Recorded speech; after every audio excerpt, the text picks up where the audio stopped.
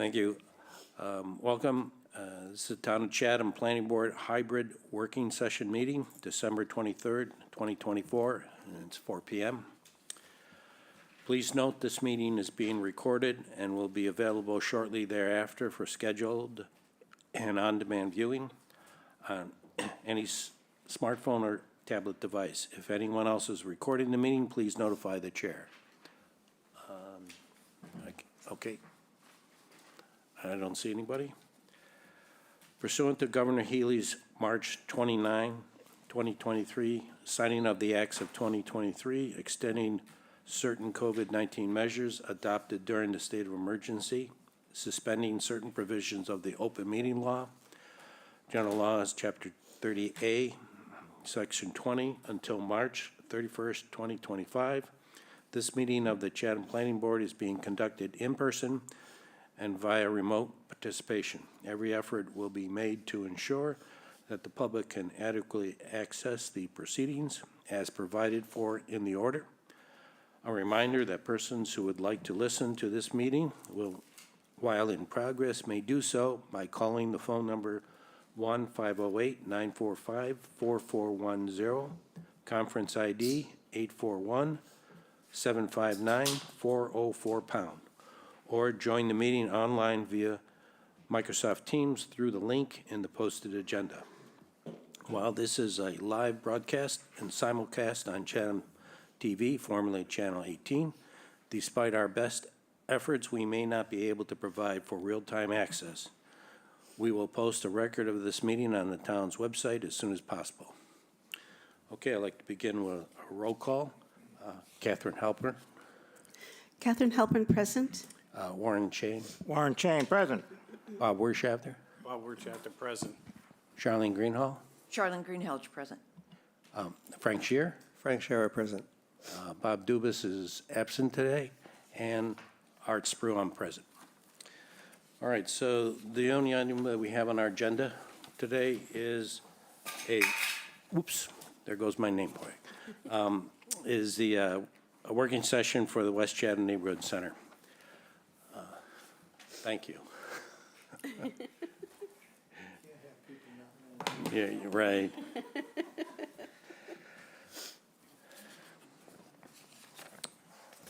I think what I'd like to begin with is sharing some information. I listened to what the board members said last time, and I thought I needed to go back and see what transpired through this process to understand it a little bit more and get the background on it. I hadn't reviewed the documents in a long time, so that's what I did. This is my engineering background working on me again. I have put together my own notes.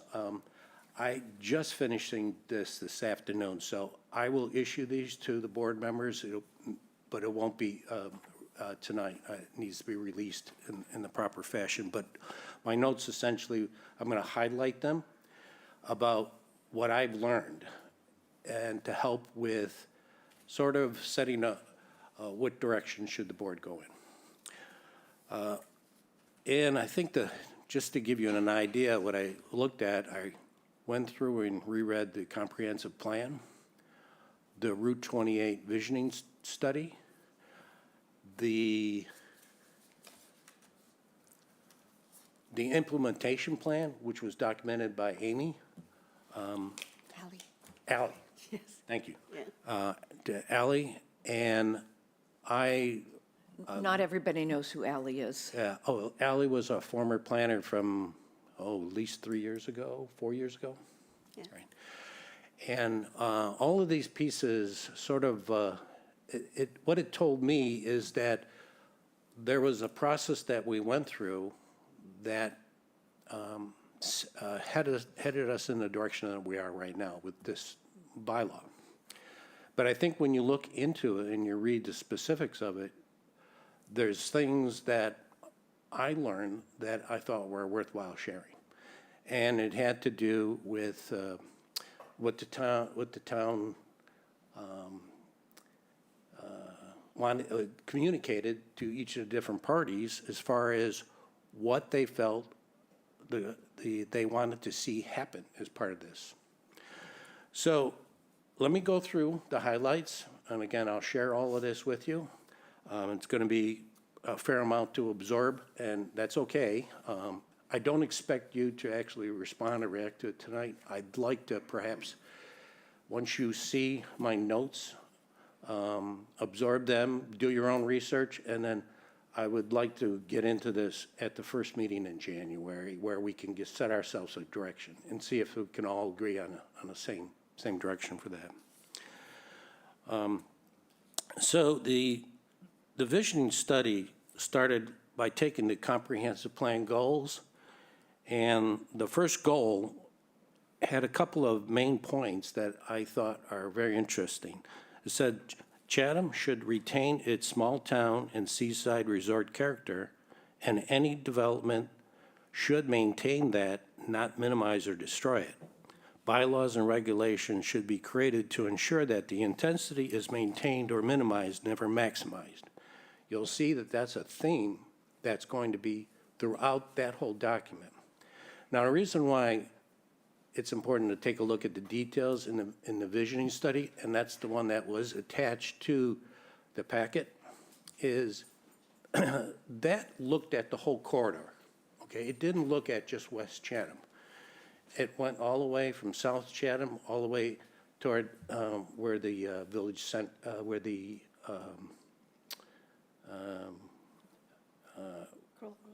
right, where the Crawl Road is. That was the entire corridor, because they were looking at it holistically and came up with recommendations. You gotta remember, this was done before all the zoning changes that occurred in 2016. So what precipitated that? What created that is what I was looking for, because I was not here then, on the board. I didn't learn about it until I actually went through and started digging into this. So what the Cape Cod Commission was the one who put this plan together. They had 6 listening sessions and 3 workshops with the public on this. They learned a lot. It was all attached in the appendix on this. The listening themes came up with some dislikes and some concerns. The dislike was there's too much pavement and parking lots in the West Chatham area. Not a surprise. Now, I was trying to pull things out that related to the West Chatham more so than anything, but the corridor was the entire part of the review. And they had concerns on the sewer impact, increased density and development, and the flexible zoning district. At this point, when they produced this report, the flexible zoning district existed. There were several areas in town, including at least 3 or 4 in this corridor that had the flexible zoning district. If you're not familiar with that, essentially it was allowing higher densities associated with certain housing developments. Their observations in the workshop on the residential land use side, no group identified multifamily in large buildings as a desired land use. They were looking for small-scale, multifamily residential, and that was the focus to be in the centers. When they summarized the issues and concerns at these 6 listening sessions and 3 workshops, they came up with several themes on this. Almost 70% of the opinions cast wanted to see residential density stay the same as current or lowered. And the flexible development district, over half of them supported to remove that entirely from all zones within the town. Again, a couple of themes that they had in here. The part of the reason that they were looking for this is they said, if you take a look at the general business district, where some of what we have right now, where these village centers were going to be, if demand for the residential development remains higher than what commercial space is, It is conceivable that the areas like the cornfield or West Chatham may become increasingly or entirely in residential in nature. They raised that as a concern because the way it was structured, and I think we saw it a little bit with the build-out analysis that BSC did, there might be more residential than what we would like to see, unless it's managed right and you approach it in the right way. They reviewed the sewer regulations, and what they found is, there are 2 important points that they came up with in here. Land use is primarily controlled by zoning and sewer regulations. Do not allow for more development than what is allowed under zoning. That's interesting. But at the same time, sewer regulations can prevent properties from reaching full build-out. That's a situation that we're seeing right here in the West Chatham Neighborhood Center. That caught my eye. And what are we using as examples? For example, under zoning, a restaurant may be allowed for this, but the sewer regulations may affect how many seats it could have, or in a case of a residence, the number of bedrooms. So you might limit certain aspects of this without realizing it because we don't have certain things in place right now.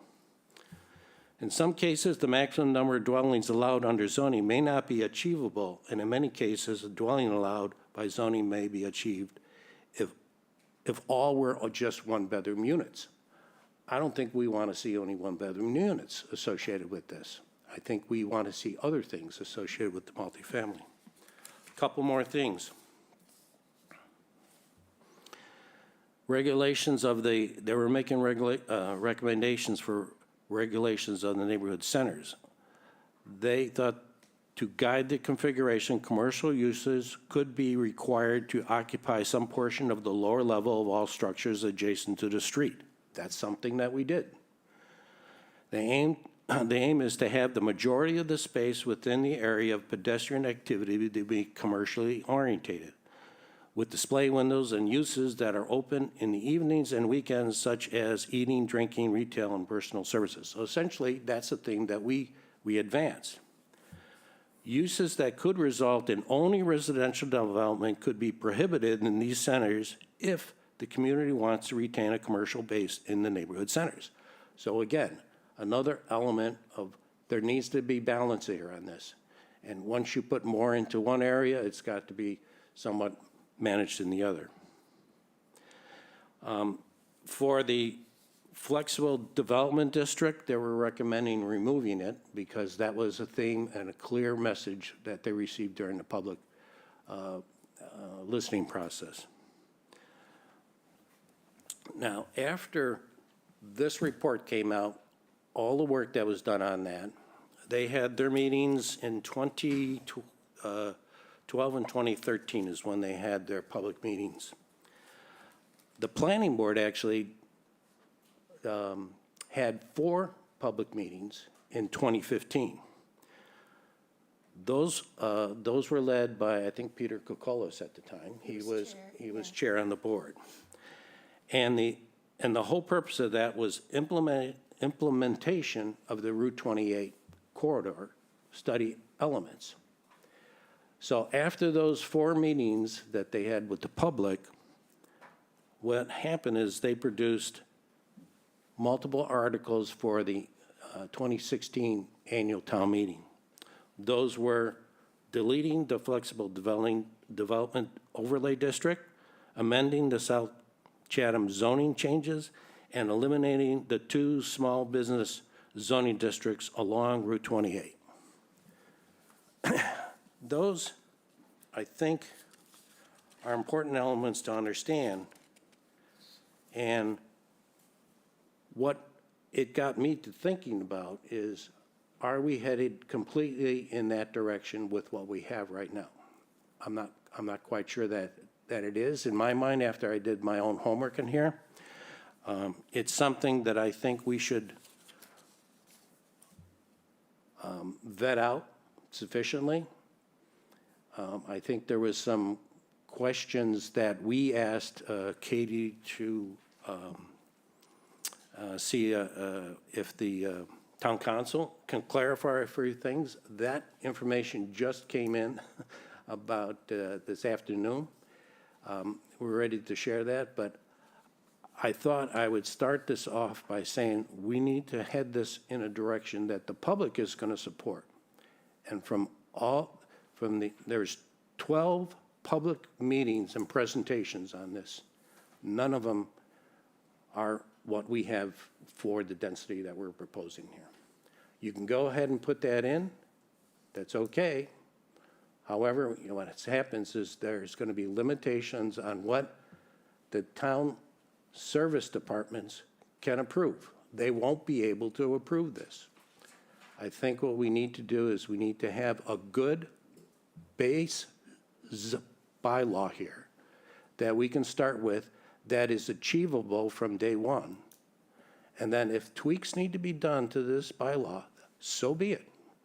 We can do tweaks to it for 5 years in a row if we need to, if we learn a few things more, or if things change. That's certainly easier to do. But we need to start with a good base. I know that this is sort of a pitch that I made, but after reading all of these documents, I saw that theme. I saw what the character of the town was and what the individuals at these public meetings, 12 of them, what they said to all of us officials associated with how we should go about doing this.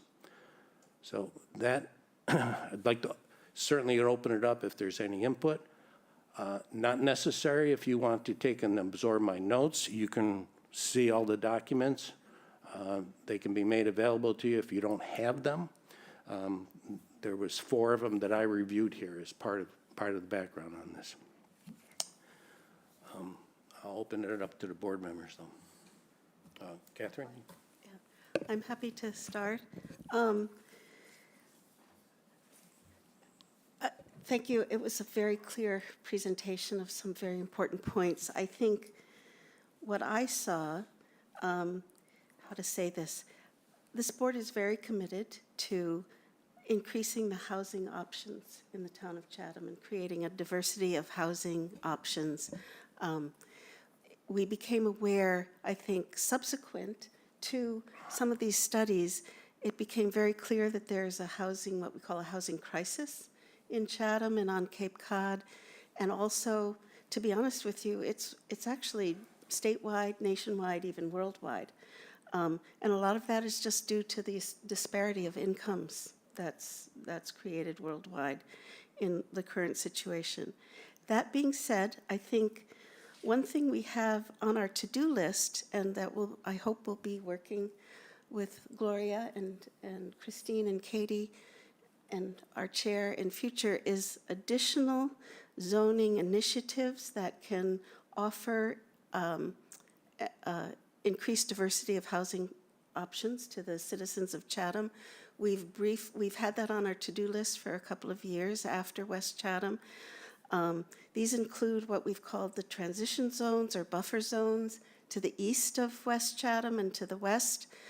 We've also discussed the possibility of town-wide initiatives that apply to all zoning categories or some. We've just briefly discussed, for example, creating a new residential zone, which would be a higher density residential zone that could be placed in some areas or town-wide. So I guess I'm just saying there are other additional options to increase the housing stock in Chatham that we have yet to explore, additional zoning options that we need to look at. I agree with Art that we do need to understand the work that's been done prior to this point in time on the neighborhood centers, and that it's really important to understand that, also to really embrace the public input that we've had.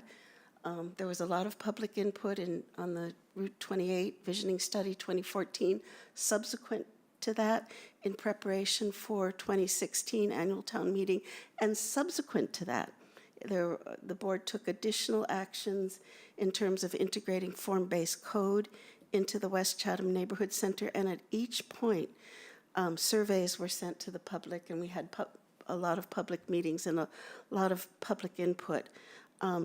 the way I'm reading this is that we need to be, as planning board members, we need to think of this as a whole. We need to consider some of the other options, and what we do in West Chatham still needs to maintain the fundamental principles of the comprehensive plan and the points that the public has expressed to us that they are concerned about or not concerned about.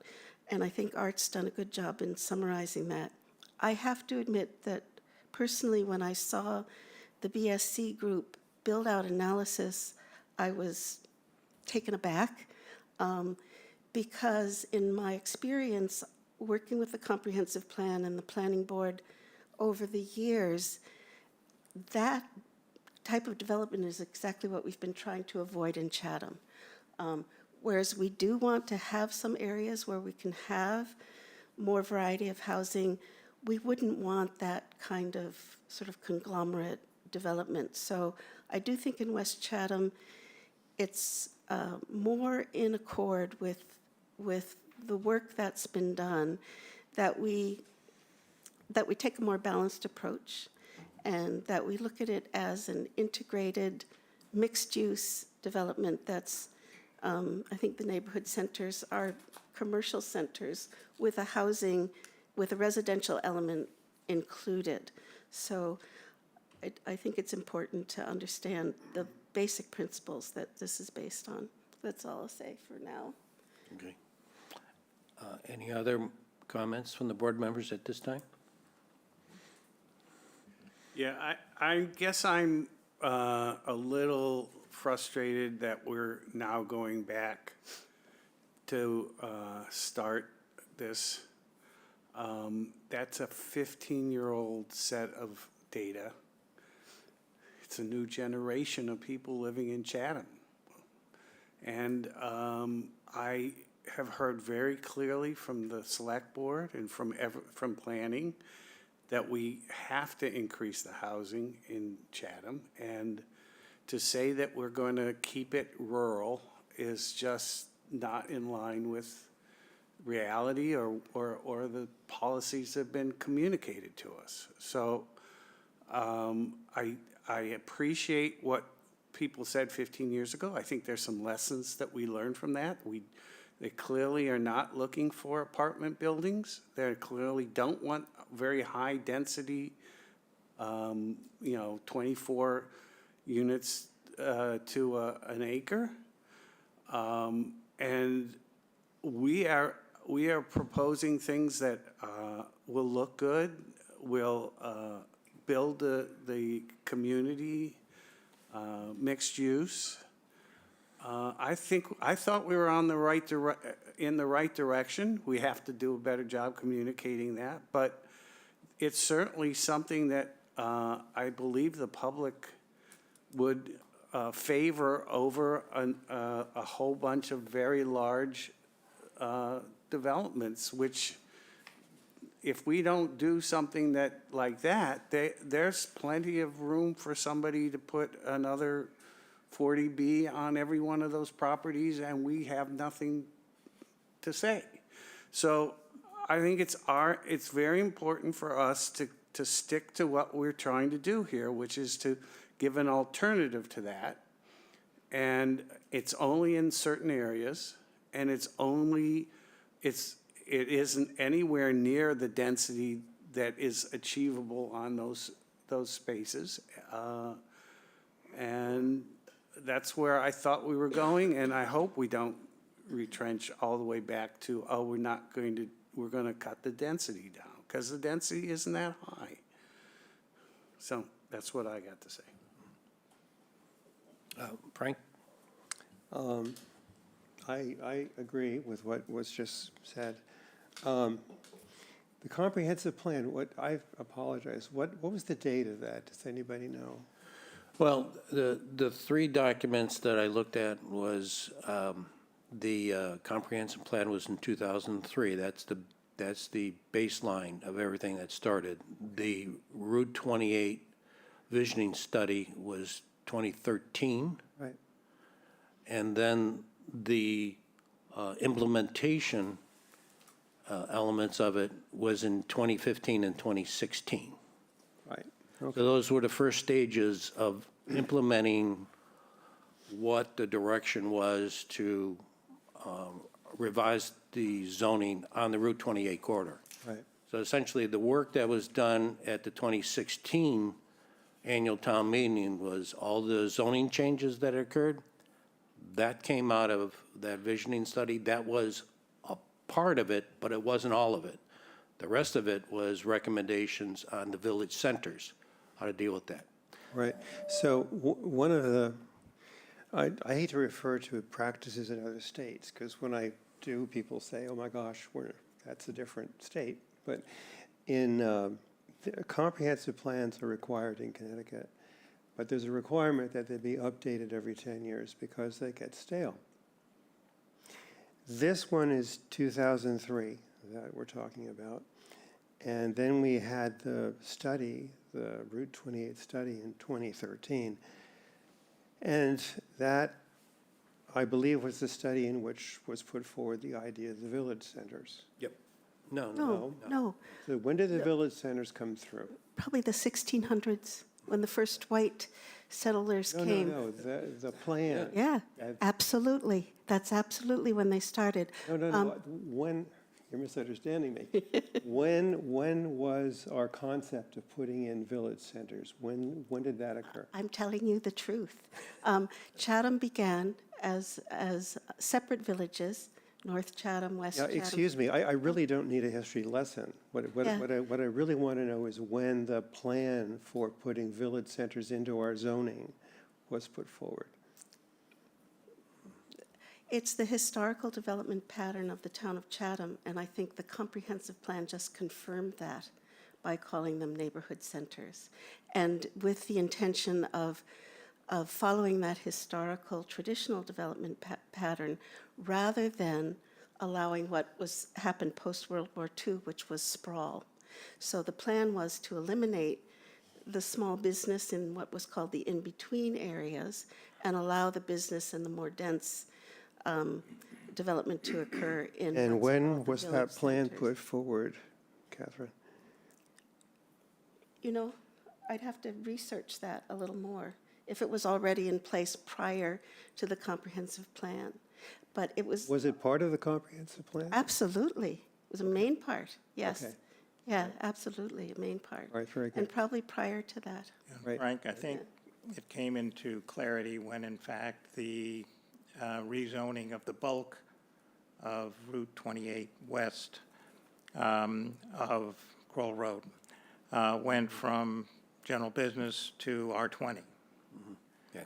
So that zoning change was the quid pro quo for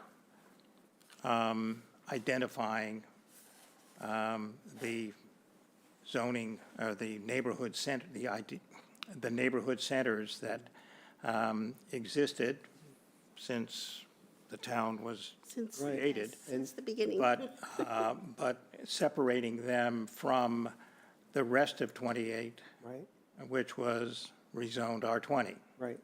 So what was not R20 became a neighborhood center. Our focus, by decision of the board, but also I think direction of the select board, was to focus on West Chatham Neighborhood Center, Right, because while identified and approved by the voters as part of the rezoning of the Route 28 corridor, there's no zoning in the neighborhood centers, right, other than what's there right. until General you change it. business. So the visioning study set the direction on pretty much everything that we've done on the West Chatham Neighborhood Center.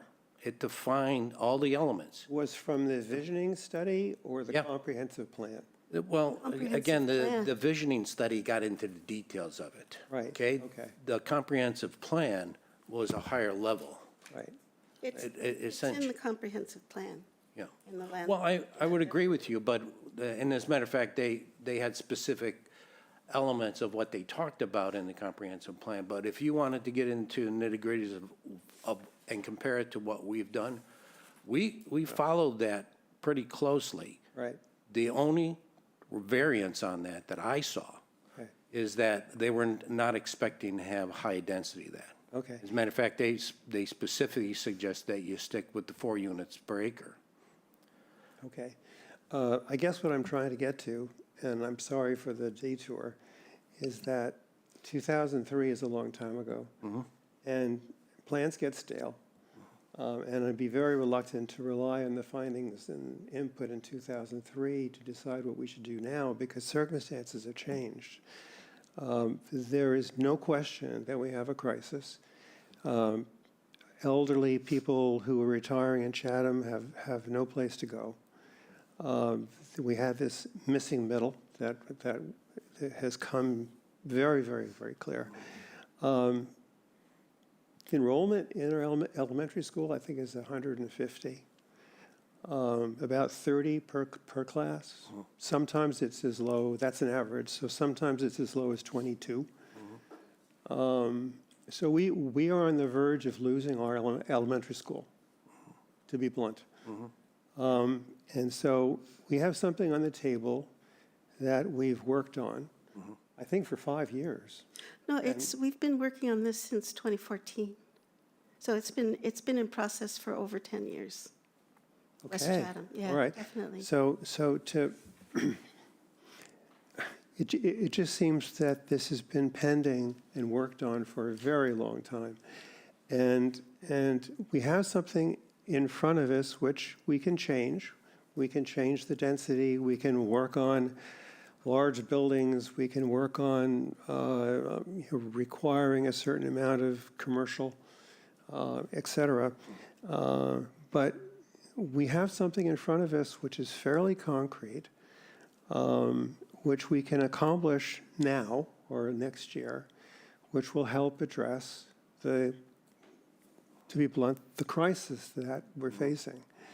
So I, for one, am reluctant to kind of step back and start looking at things kind of all over again. So anyway, that's my view. I'm not suggesting we're looking all over again. This is a key element that could be a focus point on whether this passes or not, Of course. right? When I was surprised at how much public participation was done up to this point, right? Those are the individuals that have to sign off on this, right? We're a first step, it goes to the select board, it needs to go through them. Finance committee puts their recommendations in, then it goes for a warrant article. Yep. And if we don't get a 2/3 vote, then we haven't achieved an outcome. I'm not willing to give up all the rest of the good things on this, and 90% of all the rest are good things. It's exactly what we want this neighborhood center to be. But we need to start with a good base. And the reason why I'm suggesting that is because on day one, you can't get what you want on that. You might not get that for 10, 20 years. Think about what is going to be necessary for that. The infrastructure has to be upgraded. We got to go to town meeting to get an article on town meeting floor to make those improvements. It's got to pass, all right? Good. If you get that passed at that point where the infrastructure is going to be updated and everybody can get what they want there, let's do it. Make the adjustment to the density on that to increase that. But if somebody else wants to build along this corridor with the new criteria that we're putting in this bylaw, I'd like to see them do this with the new criteria. Now, that means that maybe they're not going to do as much density right up front. They can come back and add that later. We get that all the time. So I'm suggesting we put something that has a good base, has a better chance to get into 2/3 vote that we need, and then we tweak it in subsequent years. We can tweak this for 5 years in a row if we want to. I'm just trying to get us across the finish line in here, and I'm not sure we're going to get there if we just ignore the other half of this. That's all. And I think that the majority of this doesn't change. We've just got to make a little bit more simpler on this one element here, and then I think we've got a good plan. Again, I know I'm pushing that point, but Charlene, do you have any? I'll let Warren go first. Okay. All right, I think I've got to take issue with your general description of what's before us here. I mean, you seem to be characterizing it as the West Chatham neighborhood bylaw that's being proposed is going to create a high-density section of town.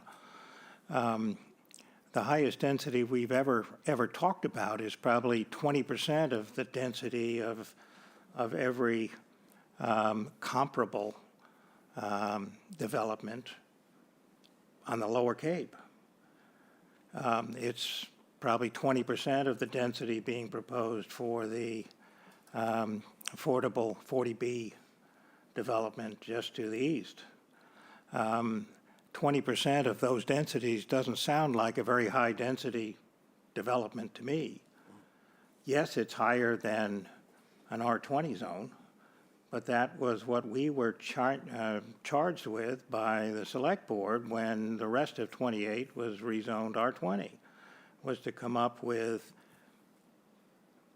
increased diversity of housing options in the neighborhood centers to create places that would create options, one, for younger families, lower income families, but also those who wish to downsize the big house in Chatham and still live in Chatham, and create a neighborhood where people could live and walk to many of the services that they would need, and create a neighborhood, right? In places that have traditionally, since Chatham has existed, commercial centers. And it wasn't the planning board's idea to come up with this.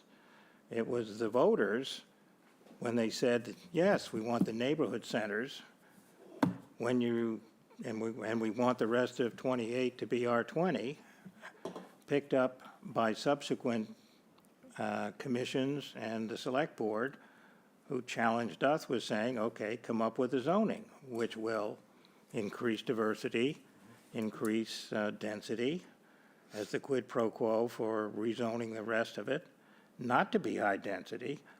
When I have seen that build-out analysis, I was mortified. There's just no way ever. I don't care what the zoning Which is, one? that this board would ever come up with 300 units per acre, or 300 units in the West Chatham Neighborhood Center. For any number of reasons. There's not enough parking, there's not enough sewage, there's not enough, we don't want that. I understand that. So That's never been our objective here, is to, but we want to come up with at least some contribution to the goal of the town to increase attainable, affordable housing, as well as increasing the diversity of housing that is available in town, because there just isn't a lot of multifamily, slightly higher density, neighborhood-type housing, other than maybe on Main Street, which isn't going to be expanded in terms of housing. So I take issue with the general feeling that what we're have in front of us is a draft zoning which is going to be unattainable because we can't support it for utilities, and/or that is going to be viewed as high-density housing, which it's not. if you. I mean, the if term you have- density is in If you there, have the but- pieces in place to support this, fine, we can go ahead with that. But this development will not occur as proposed. Okay, it can't. Well, over the next 50 years, I think it could. That's right. And when things are Yes. in place, we would make adjustments to it, just like we're doing right now. We're making adjustments to the West Chatham Neighborhood Center so we get the rest of the pieces in place on that. And then when we can actually do higher densities at this location because it's supportable, then yes, you make those adjustments at that time. That's what I was suggesting. You're not going to be able to do that until you get some funding that updates the infrastructure to support it. Town meeting has to vote for every one of these things. So let's start with a good base that can be built today. I'm suggesting that if you stick with that 5 units per acre that we have as a base, that averages out to less than 4 units to all of the area of the West Chatham Neighborhood Center, and then that can be built today, no restrictions. Anybody that comes in with 12, they'll be denied, not by our board, but it'll be denied by the other departments in town because they can't support that type of development at that location with the infrastructure that's in place. That's all I'm saying. Well, I would say that there is a reasonably limited amount of real estate that could be developed at the densities that we have discussed, the smallest or the largest. And then that could be done instantly with with no strain on water or sewer, fire, police, or anything else. At the equivalent Right. of 5 units per acre, but not at 12. If somebody came in with 12 units, that means that has to be supported today, okay? Correct. And as soon as you do that and deny the next one because you put it all into this property, now you have to fight that person because they're not going to be allowed to do that. All right? So I don't want our board or the town departments to get stuck in the middle of deciding that this one's going to be allowed because they came in first, they're going to be allowed 12, but the rest won't be because there's no infrastructure to support that. The entire West Chatham Neighborhood Center needs to be treated the same on every single property. And that's not going to be allowed to happen if you just put forward a higher density without all the other elements in place. I mean, I certainly don't have the engineering studies to suggest this, but my guess is that the design of the entire town's sewage system was not done on the basis of a maximum possible build-out scenario of building as many houses as could possibly be built under the zoning of 1950. I just don't think that was the case. That's the reason why there was a map that was provided to you. I and get there was the map. comments by the I DPW just- director and why we asked him these questions, okay? And we have reduced the amount of development that can be done on the bulk of Route 28 West from when, No, you can't do that. Doesn't work that way. Doesn't work that way. Those properties are allowed to develop as the zoning dictates. All right? I'm speaking Well, as they're not my anymore. engineer. They were I'm rezoned speaking R20. from my engineering background associated with this, okay?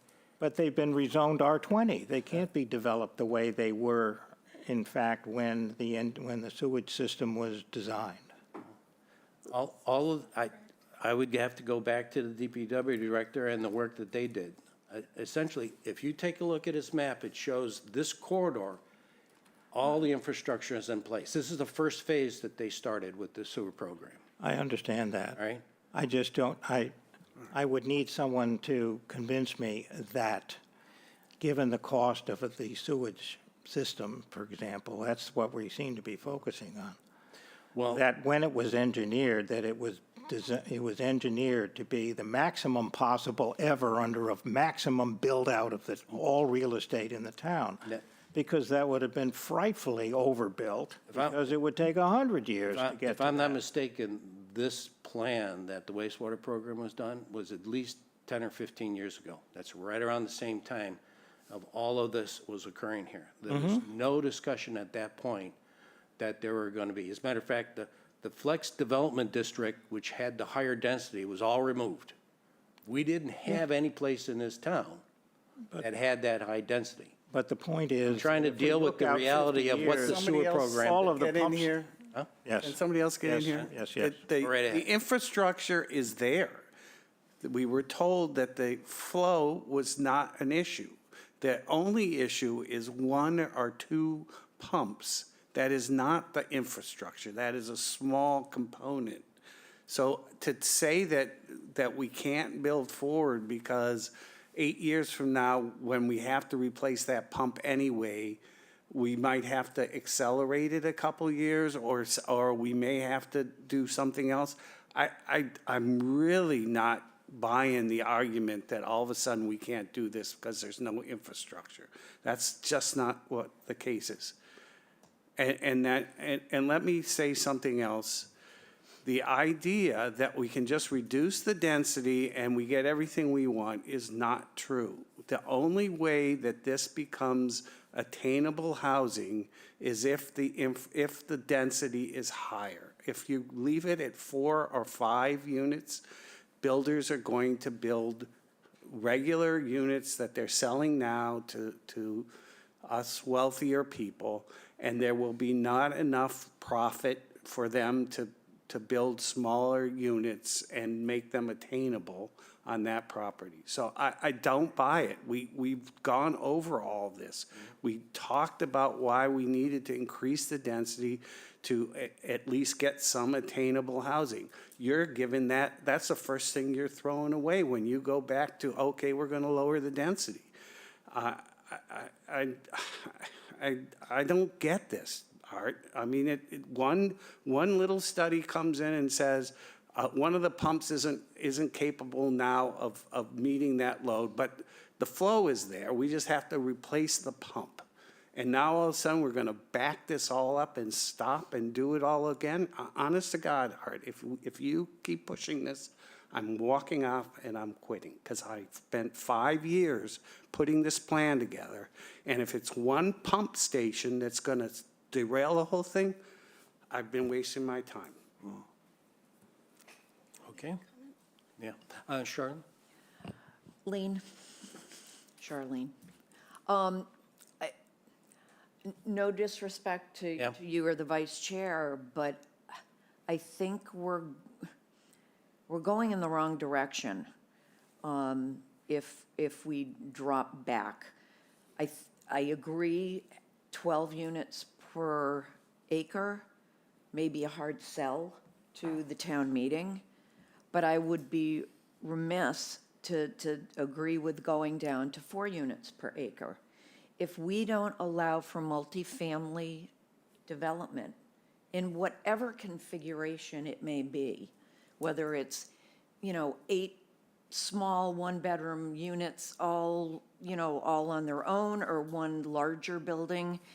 And with all due respect, there are some huge single-family dwellings in this town that are not in keeping with the character of this community. They are not. They're huge. Some of them, I think, are quite distasteful, but they're allowed under zoning.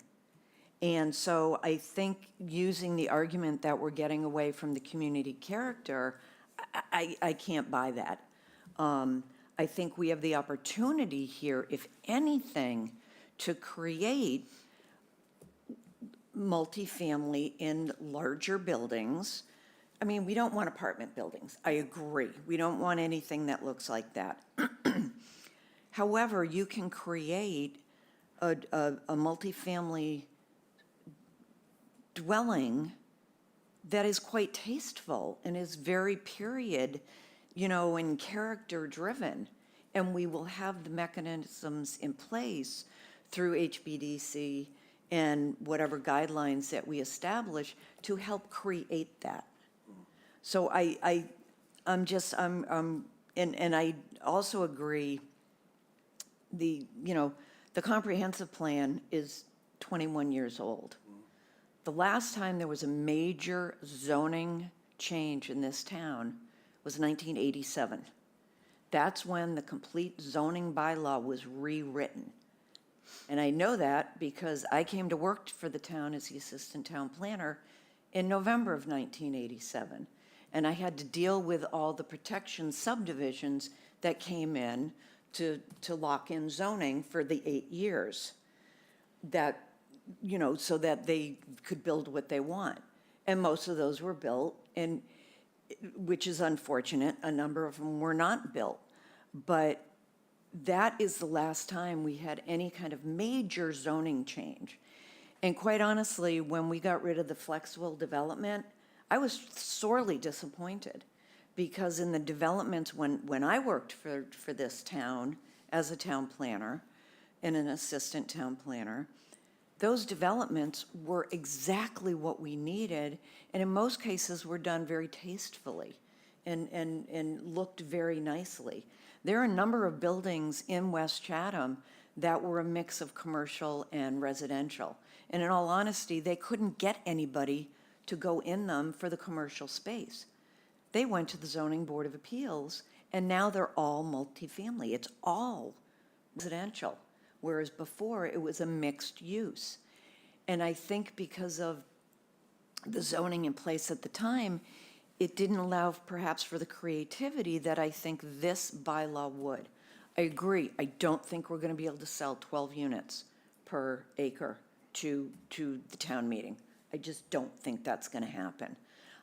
But I think we'd be remiss if we go down to 4 units per acre, because I look at some of these big houses on half-acre parcels that have 10 bedrooms. Why can't we do that for multifamily? Okay. Catherine? I just wanted to respond to a couple of comments that a couple of people have made. One, I just wanted to respond about the flexible overlay districts and what the concept was when those were removed, and how that happened. Just, yeah, if I do could. understand that, I No, I know. just don't agree with it. No, I know, but just let me give you the background if I could. That was actually done by citizens petition, who came before the planning board, maybe you remember. Yeah, and they wanted that removed largely because they didn't want the density on Route 28, the residential density. And as I understood, the purpose of those flexible overlay districts on Route 28 was largely to allow for congregate housing, such as Park Place. So there was also the idea that we could have congregate housing in Chatham, but Route 28 wasn't the best place to put it. So the idea was that they should be moved to other places. I think the citizens who came before the board just wanted them removed. They just didn't want the density. The planning boards recommended that action because the planning board viewed it as a technical first step towards implementing the idiosyncratic zoning for each of the neighborhood centers. That the first step was to remove the overlay and then implement the new underlying zoning for each neighborhood center. So the planning board didn't actually have the same goal as the citizens, but it was the same action. So if that makes sense. Also, I just wanted to address, I agree with what you're saying about the large houses. That being said, when we did some initial review of Chatham and traditional housing forms in Chatham, when we were working on the massing of residential structures a few years ago, which was also part of these recommendations, we found, interestingly enough, that although it's true to say, I think, that the number of large houses has increased in recent years, there are a lot of large houses in Chatham, again, ever since the beginning. It is a traditional and historical housing form in Chatham. There's a lot of old, large houses.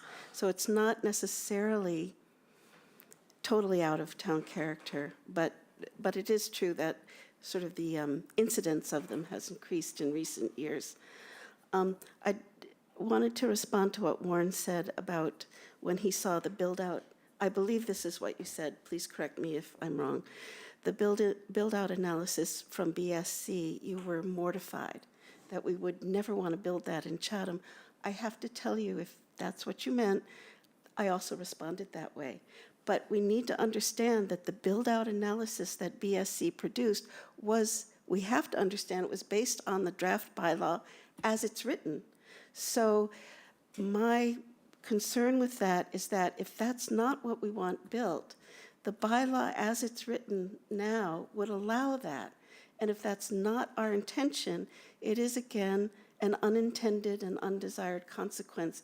And we do need to go back to the bylaw to make sure, as Charlene is suggesting, that there are mechanisms in place that would disallow that from being built. So that's another issue. And to be honest with you, my personal reaction to all of this was largely based on the BSC build-out. That when I saw that, I thought, it's not that we don't want more housing, and it's not that we don't want greater density, but we don't want that. And that is something that we've been working for many years in Chatham to avoid, that kind of, block box development. Responding to Frank about the age of the comprehensive plan, it's true. It's 20 years old. It was developed 10 years. People worked on it for 10 years prior to 2003. So it was a long time in writing, and then it's been a long time in implementation. It hasn't been implemented fully yet. It is true that when it became more apparent to the board that there was this housing crisis, which is maybe, 6 years ago, or 7 years ago, the board decided to take actions to increase availability of housing, including the ADU bylaw. The comprehensive plan does cite the need for affordable and attainable housing. It also cites the need for economic stability and opportunities, et cetera, to create a year-round community for young families and people of all income levels. The comprehensive plan includes all of that. I think it's just a question that the situation, as all of you are saying, is a little more extreme now than it was 20 years ago. One of the first workshops that were done in 2014, which is the Route 28 visioning study, was to confirm whether or not the comprehensive plan was still a valid document. So the first workshops asked some questions to determine whether the principles of the comprehensive plan were still valid. So I think we can say it's 10 years old because it was confirmed. And it was confirmed, as you heard Art say, that in general, the citizens of Chatham still agree with the principles of the comprehensive plan. I think all I'm saying is we do need more housing, and no one knows that better than I do. But we shouldn't do it at the expense of other principles that have guided the actions of this board for many years that are still valid, even though they might be in older documents. And just to reference, my main concerns were generated by seeing the BSC build-out analysis, that was just, it's not what we want to see in West Chatham. And so we need to address that somehow. Well, I've listened to all the board members, and I'm going to go do my own assessment on this. I'm going to go back. I hope you will do the same thing too, and we can come up with an outcome. I'd like to get the board's input the first meeting that we have in January and a direction that we would want to go in on this, and then button up the last issue so that we can go forward with a public hearing on it and public information on this. So, but I would like, since Gloria has listened in on all of this, I'm not sure if she has anything to provide some background on her experiences associated with this, but Gloria, have any comments that you would like to, or Katie? I haven't asked you either. No, thank you. I think more specifically, if Gloria can speak a little bit to some guidance that we should be expecting from the state on the seasonal communities designation, as well as the ADUs, just to give the board some background on some of the aspects of the Affordable Homes Act that may be beneficial to the town overall from a housing perspective. And then from my perspective, I think, we all need to go back and take a look at the bylaw and see where we're willing to, do give and take. Do we relook at the parking calculations? Do we look at the number of units, and maybe it's not 12 and maybe it's not 4 or 5, but where's that compromise? And so I think that my suggestion would be is all of the board members, go back and take a look at the bylaw and read through it and try to come up with some conversation points that we can have. And Can you send us the most recent one, just so we're all working from the Yes, same yep, document? It's June of 2024. So sorry, Gloria, I didn't mean to cut you off. I just wanted to jump in there. Thank you. No, no problem. I was not even ready to start. So first of all, I want to say there is so much good conversation and discussion at this meeting. I'm really impressed with everyone's level of analysis of the situation and the zoning and pulling in the local comprehensive plan and everything. And I think it just goes to show that there's multiple ways of dealing with things like this. That said, I would say that, the build out scenario is so unlikely to happen. Like, I wouldn't look at that as like, if we do this zoning in 10, 20, even 30 years, it's going to look like that. It's really unlikely to look like that. That said, for me, the most important issues that started coming up were the issues of the sewer capacity and how you ended up dealing with that. And one of the things that I recall reading that Rob, the DPW director, talked about was kind of parsing out the two different directions of flow in West Chatham, that one goes to a pump station with capacity and one doesn't. So I think it might be worthwhile looking at how the West Chatham Neighborhood Center can be apportioned so that it actually reflects the realities of the sewer capacity. That's maybe a little bit different than what we've done, but there's 3 zones within the West Chatham Neighborhood Center zoning that are based on proximity to the street. Maybe it's more important that we look at subzones that are based on the actual sewer capacity. So that's one thing to do. I also want to formally agree with Art that you don't have to do the perfect, complete zoning bylaw right now. You don't need absolutely everything that you want all at once. Zoning bylaws are living documents. In other communities that I've worked in, I put forward zoning bylaw amendments at every town meeting, regular annual town meeting, as well as fall special town meetings. It just became a common thing that, like, we were going to be tweaking zoning. We were going to be looking at this. When I did the ADU bylaw in Provincetown, which I did by a footnote because it was pretty efficient, I started small, and then the following year I added more zoning districts, and then the third year in a row of amendments, we covered the whole town with ADU regulations. And I think that that's a very reasonable approach for West Chatham. I mean, start with what you know is really important. I think sewer capacity is important. I think ultimate build out is also important. I don't want to lose sight of the fact that density actually is really important, because when you talk about a neighborhood center and you talk about commercial uses, so you're proposing to require commercial uses on the street facing first floor, which I think is great, and I'm in favor of that. But there's such a connection between economic development and housing.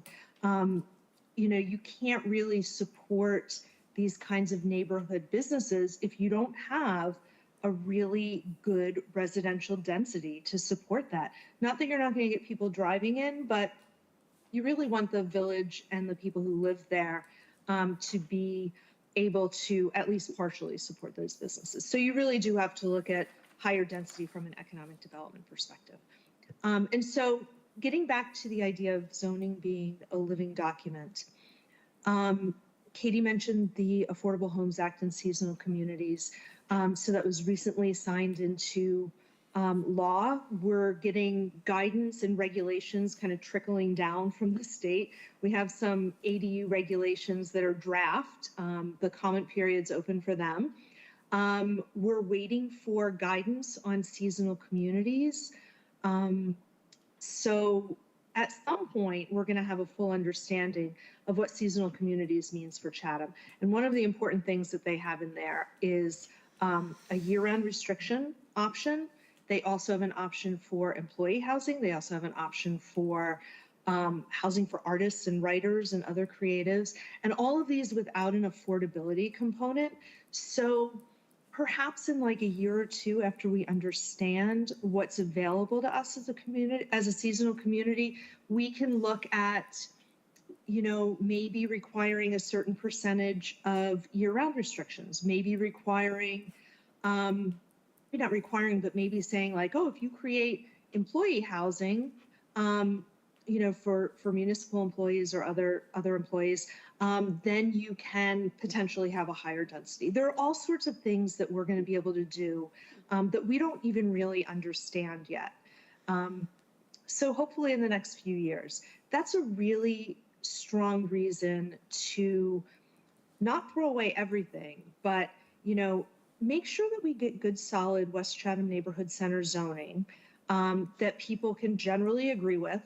And then as we understand more of what's available to us as a seasonal community, we can go back and we can amend. And, who knows, maybe one of those pump stations is going to break in 2 years. And in 2 years, as soon as it breaks, we can go back and amend it again and increase the density and hopefully convince town meeting to vote for a pump that supports greater capacity. I think that's it, unless anyone has questions. Okay, perhaps I should ask if there's any, Could I oh, just say? no, one more go right thing? ahead. I really don't want the word out there that maximum density study is based on our bylaw, because I don't think it is. I think there are things in that bylaw that were not taken into account in putting together the buildings. And so I think it was a lesson that they said, if we go with your density, this is what would be built out. But there are other provisions that we put in that I just think if we were really doing it, they wouldn't be that big. So it's a minor semantic point, but if we keep saying that this is what could be built there, we're defeating ourselves, because people are going to go, whoa, we can't have that. That's the bylaw we're putting in is clearly not going to allow that level of development. That's why we're doing this. And so let's try and be a little more strategic about what that other study did. Bob, you just triggered something in my mind. I have dealt with this before in my previous community, and the planning board there, which I was on for 17 years, we did have a little idea which sort of deals with what you're talking about. Maybe that'll help me get across my hesitation on some of this. We asked for if there was a single site and there was a mixed use on it, where there's commercial and some residential in that, say it's 2 acres, 3 acres. We asked the applicant to first submit sort of like a comprehensive plan about how the whole thing is arranged and everything, where's all the pieces fit in, do you have all the landscaping in that we're looking for and all of that. And we sort of signed off on that first. And once we really signed off on that and get our head around that, the site plan was a piece of cake, because we knew all the elements that we wanted, all the pieces fit. That was something that I saw might help deal with some of my concerns associated with this, and probably address what you just mentioned there. And maybe that could get us to the point that each of these, as we see them come before us, we'll feel more comfortable by taking this as a 2-step process during the site plan review. I hadn't thought about that before, but maybe that's an applicable element here to the West Chatham, because we normally don't deal with mixed-use developments too much. So that might be a component that we would add in. I can probably dig up what we had done in my past community and see if I can share that with you all. But I'm going to have an open mind on this. I'm not going to just force my point of view on this. I've listened to all of you. You brought excellent points. I'm not willing to discount any of that. I'm willing to revisit my premises. Yeah, sure. One more comment for me. I mean, I have in my mind's eye what I think our draft zoning could produce over a reasonable period of time. Others on the board may have their mental image of what our draft would produce. I'm very interested in trying to see the representations that have been requested already for the 3 select chunks of the West Chatham Neighborhood Center to see what a 12 unit per acre density might look like. If I am surprised adversely by what it looks like, then I would be perfectly free to change my opinions. But my predisposition is that even at the largest density we've ever talked about, it's 1/5 of the density of the 40B in town, which is 60 units per acre, I think. 16, The, isn't it 16? It's 60 the, units, I thought it was. the It's 40Bs, the friendly 40Bs, I- those are 16 units per 16, acre. yeah, Yeah, 16. All right, so it's half Yeah. of what we're talking about. It's 2/3. Well, if you go up to the 12, whatever. I'd be So interested it's what those half the looking. fence. So you could say we're minimizing the density. I mean, if you wish to vis-à-vis what could be developed at 40B. It's certainly compared to I'm hearing 40 to 60 units when I go to the Lower Cape outreach discussions of the developments that are in the drawing, been done, or in the planning processes for Orleans and other communities. I mean, I have no interest in that. But the point is, what we are talking about is very small Yeah. in terms of the density. Is it more than we are used to in Chatham? Yes. Does it need to be? Yes.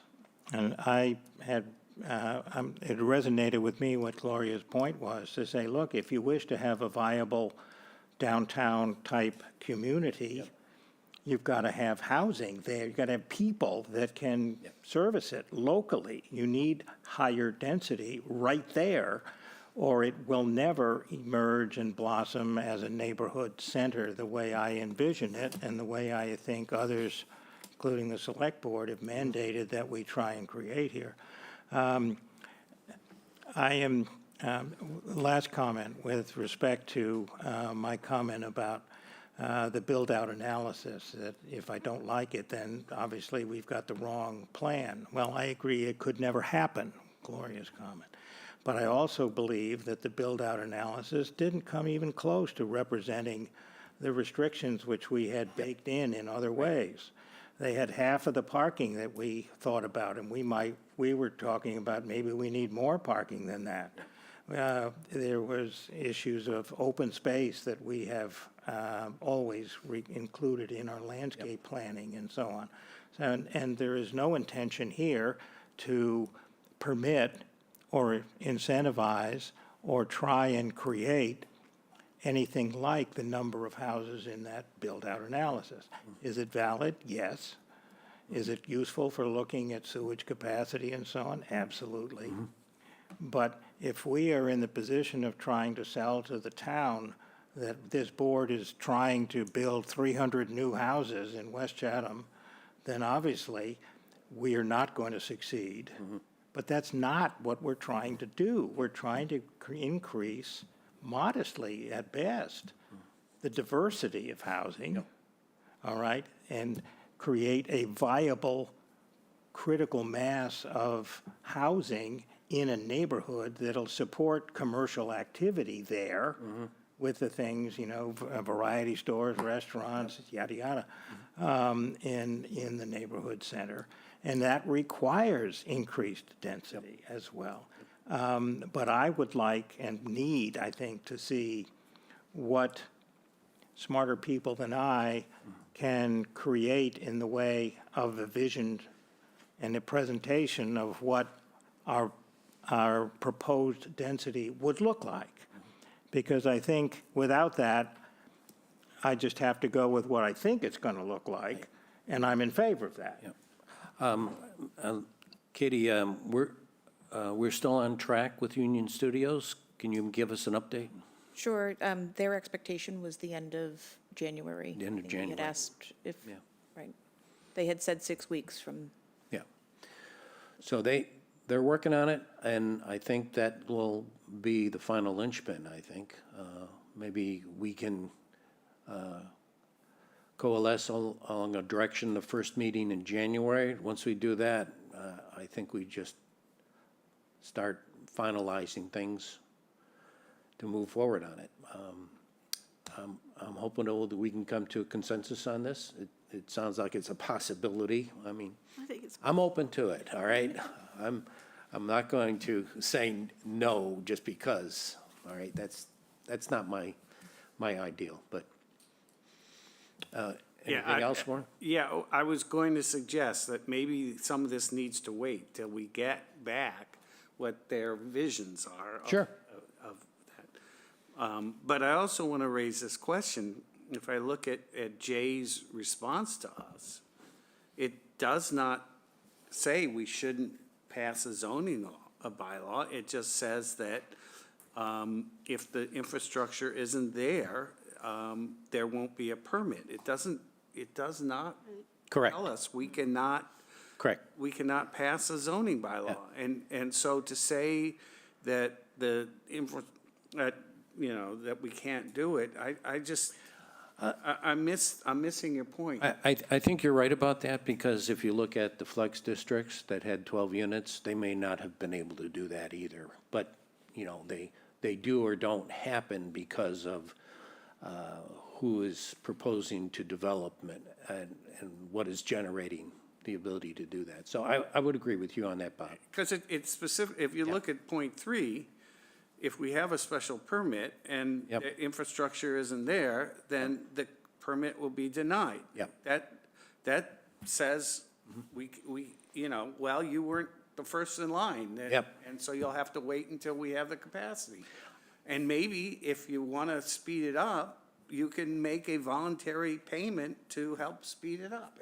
It's all right here. Yep. It says we should not let that infrastructure issue, especially Okay, a pump. Now, if it was the pipe, the whole flow system, and we had to Yep. do it all over again, that's a completely different issue. So, I hear you.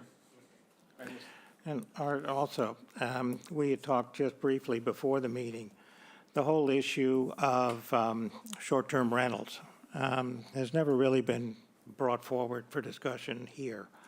But as most of the board would recall, I'm in favor of prohibiting short-term rentals. And short-term to me is anything less than 365 days.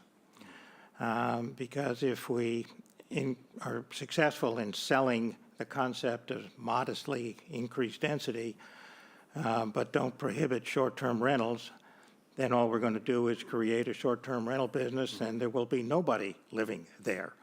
And that's not what our objective is in terms of trying to increase the diversity of housing in the town of Chatham.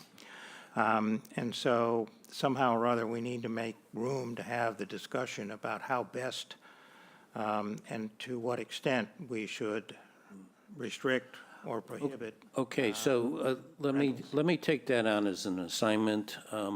I'd like to work with community development to see what we can come up with on that to respond to this, because I think this has been hashed around. I'm not quite sure the best way to do it.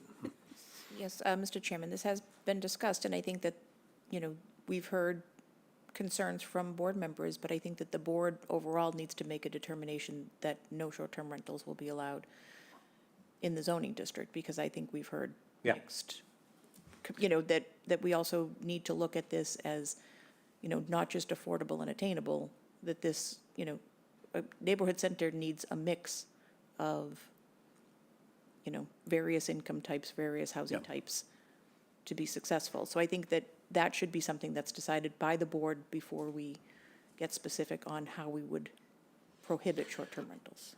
Okay, Charlene first and then Catherine.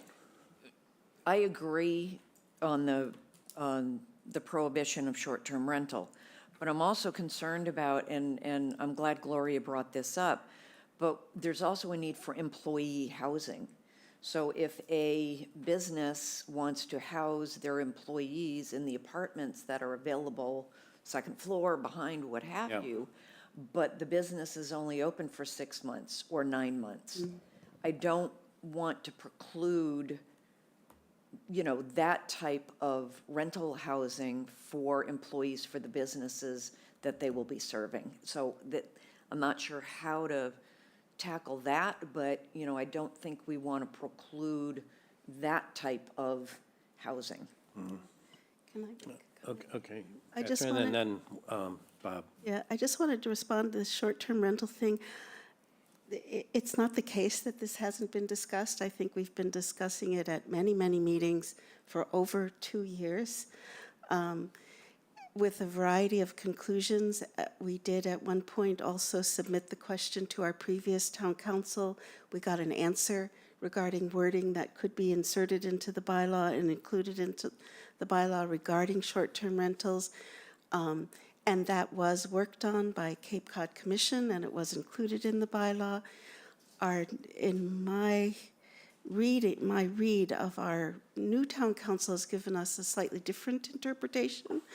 And also Gloria has just addressed the issue with regards to the new legislation that has just been passed, that there are some new ways or different ways that that issue can be handled. They are not, what you're hearing, though, I think from Gloria is not different from what Brian Christenberry told us on the occasion of many, many meetings over a long period of time. And we do have some language in there that addresses it partially. We could, based on what I heard from Jay, we could address it more fully, or what I understood Jay to say, and I may or may not be correct in this, is that if we don't say anything, it's automatically prohibited if we don't automatically allow it. But there might be some other nuances because of the new legislation that Gloria brought up. One thing I do recall hearing from Ryan and Katie and Gloria, that any prohibition of short-term rentals is better done as a town-wide initiative rather than for just one zoning district. I don't know if that's still the opinion or still the case, but definitely I think it's something we've discussed. We might be able to improve how we address it in the current draft bylaw. I just wanted to go back to this issue of BSC. I can't believe that BSC would be remiss in not paying attention to all aspects of the draft bylaw that they were given to generate that build-out analysis, which means to me that that build-out analysis that some of us reacted to can be built according to the draft bylaw that we've proposed. In other instances where there's an unintended and undesired consequence of our draft, we have gone back to the draft to be sure that we include measures to avoid that unintended outcome. So I think in this case, we have to assume that BSC did that. And if we don't want that to happen, we can't just say, oh, it's unlikely. We have to make sure that the law doesn't allow it. Because I think our experience as planning board members is, how to say this, that whatever the letter of the law is, it is often the case that a property owner or developer will push that to the limit because they'll do what they can do according to the law. So if we don't want that result, we need to address that issue. Bob? Yeah, I specifically have said that we haven't said what requirements there are for like public space. Right. But I do think we had a pretty clear indication of how much parking would be needed, and Correct. I don't think they were Right. on that one. So And that would be our board's decision. anyway, I think. I think now I'm even more convinced about this two-step process on a mixed-use site. I think we can deal with a lot of it at that point. We can try challenging a lot of these different things then before he gets too far into it. And then the applicant would know how they should readjust it in order to meet what we view as, I still will work with the community development staff about this issue. I'll see if we can come up with something. I think, Charlene, you had some very good points about this. We want to be careful and perhaps not do a carte blanche thing, but maybe leave some wiggle room for aspects like that. And maybe that's a special permit type thing that you issue it for a period of time or something like that. Let me see what I can, and what I mean by that is have them help me with this one on it, because I don't think I would be able to draft it as well as they could. So I'll share that with you, and I'll share with you my my other background on this first step process with this, and maybe we can get to some conclusion in January. I'm hopeful on it. Okay, so my light wasn't on for that. My light was on for the short-term rental. Oh, okay. That is not the issue. It isn't Okay. short-term rental. It's second home, low occupation that Yeah. would be worse for the downtown, for the Yes, area. you're right. And so, not letting somebody who's only gonna be here 2 weeks a year rent their house out is actually counterproductive. At least they would be occupied for the Yep. season. So I think we need to think a little bit more clearly about what that is that we need to put in there to make sure that the homes are occupied, not that they're sold to people who are gonna come down for a few weekends a year. Okay, that's even a better point, yeah, I like that. Frank, did you have something else? Yeah, I did. On the short-term rentals, I concur that we should deal with that here in the neighborhood. I see some arguments that we should look at it on a town-wide basis, but I think that's a huge undertaking. And I can see all sorts of problems if we, and taking what Gloria said earlier, maybe it's good to take things in steps. So if we could, address a short-term rental in this neighborhood, that might take us forward in addressing it for the whole town. Okay, I think that your concept of a special permit for, the workers is a great idea. I also think that we ought to think about allowing, maybe 2 weeks, 4 weeks, whatever, people who actually live and that is their home, giving them some flexibility to rent. I wouldn't block all short-term rentals. I think even the federal government says you can rent for 2 weeks and not even declare the income on it. So, I would give some flexibility for people who actually have that as their home. So anyway, that's that. okay, I guess I should ask if there's any public comments first before we move on? I don't see any hands raised. No hands? Okay. Yeah. Well, I think we're going to flush this out a little bit better during our meetings in January. No pun intended, right, Mr. Chair? Yeah, I know. I don't know, I'm feeling a little bit better than when I started. Mr. Chairman, if I may, Yes. I'm getting the board's thoughts on perhaps starting, we have a pretty full agenda with applications for the January 13th meeting, and I wonder if the board would like to start at 4, perhaps to do some long-range planning before moving on to regular business, just a thought. That's on the 13th. The 6th, I think we have a difficult time getting a meeting room. We had looked at that, but I think that there was some issues there, so. My suggestion is we try to do that as much as we can for the next couple of months, because after that, it won't make any difference. So let's see if we can break some time out for that. I would agree if we can start at 4, use that first hour for that, and then use our regular business afterwards. Okay, so I'll try to structure our agendas that way, all right? And I'll work with that on issuing those for our next meetings. Thank you, I appreciate that.